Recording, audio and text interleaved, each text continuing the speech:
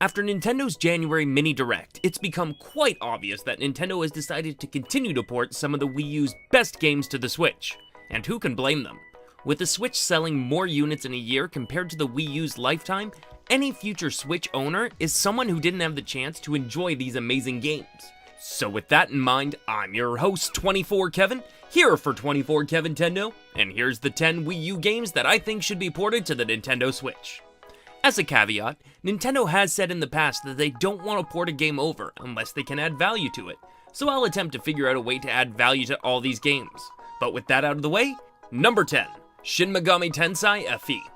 One of the few games I didn't get to play on the Wii U, this game combined the gameplay and story elements of Shin Megami Tensei and Fire Emblem.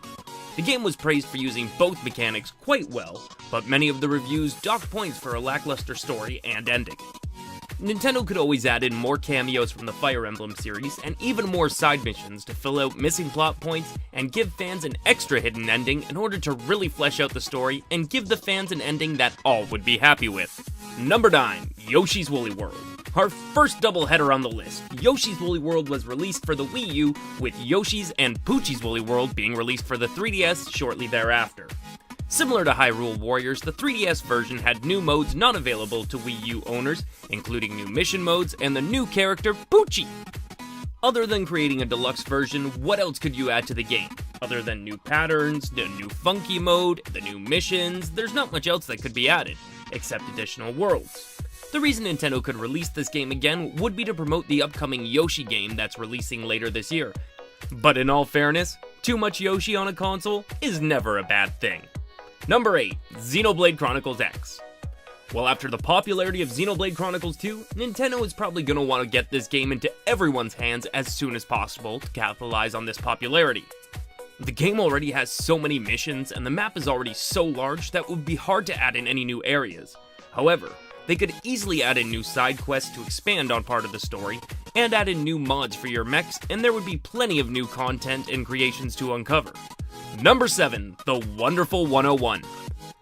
This was one of my favorite games for the Wii U, and I got extremely excited when Platinum started to tease a new version for the Switch. Now, this game has been rumored for some time, so I fully expect to see it on the Switch at some point. The question remains though, how would you add value to this game?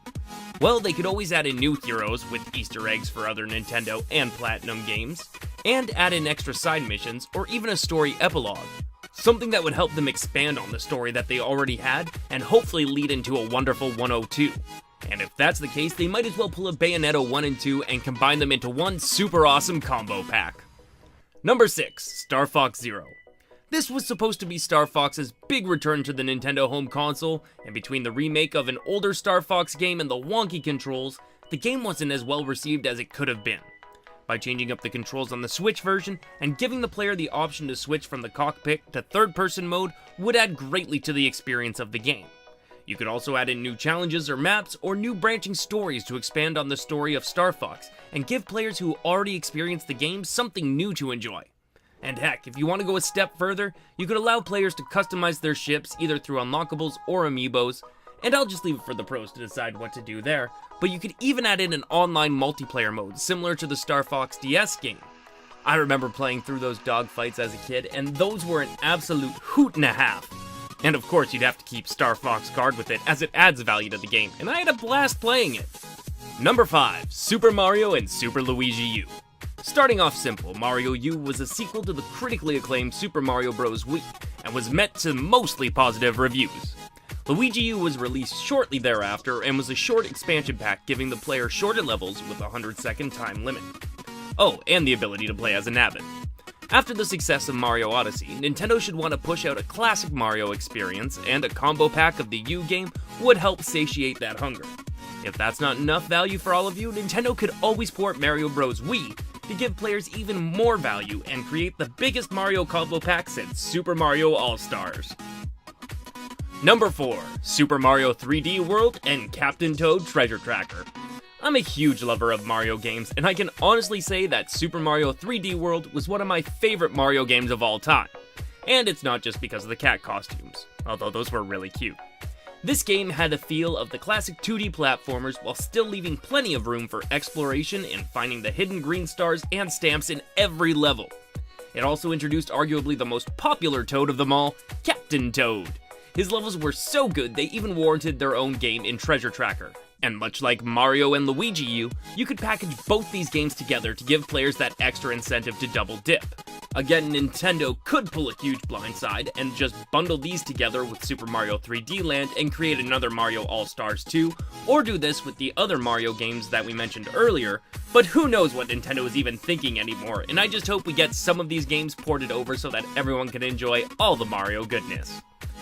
Number 3, Zelda HD Collection. Yeah, there's a lot of bundles on this list, and it's not the last one either. Despite the Wii U not having a console-exclusive Zelda game, the Wii U had 2 fantastic HD Zelda remakes in the Wind Waker and Twilight Princess. Now, both of these games already offered improvements on the original, with both streamlining some of the most tedious quests and adding in some new items and Amiibo compatibility in Twilight Princess. Other than adding in Amiibo compatibility and a level similar to the Cave of Shadows, there's not a whole lot more you could add to these games. As long as the combo pack comes at a reduced price point, and possibly a King of the Red Lions amiibo, oh, that'd be so nice, then Zelda fans will have something great to tie them over until the next amazing Zelda game is released. Number 2, NES Remix Ultimate. This was probably one of Nintendo's smaller games on the Wii U, but if the classic minis have taught us anything, it's that people still love the classic SNES and NES games. Short of actually getting a good stock of the classics, which, let's face it, is a pipe dream, this is the next best thing we could get on the consoles. Sure, Nintendo could release a classic games pack on the Switch for those unable to pick up the stock of the original classics, but with them continuing to produce minis, I can't see them releasing a pack like that anytime soon. What better way to promote the mini and push out the software than porting short games that would take minimal effort for the team? All you would have to do is add in the missing games from the mini classics and create more remix levels for the already existing games, and you have yourself a nice new port that would easily turn a nice profit.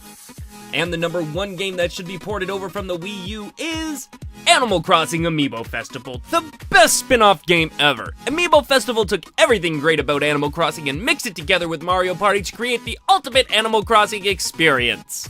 I could barely get through that without throwing up in my mouth. God, no, it isn't. It was the worst. The number 1 game that should be ported over to the Nintendo Switch is Super Mario Maker. Surprised? Well, you shouldn't be. I told you how much I love Super Mario earlier, so this should come as no shock to you guys.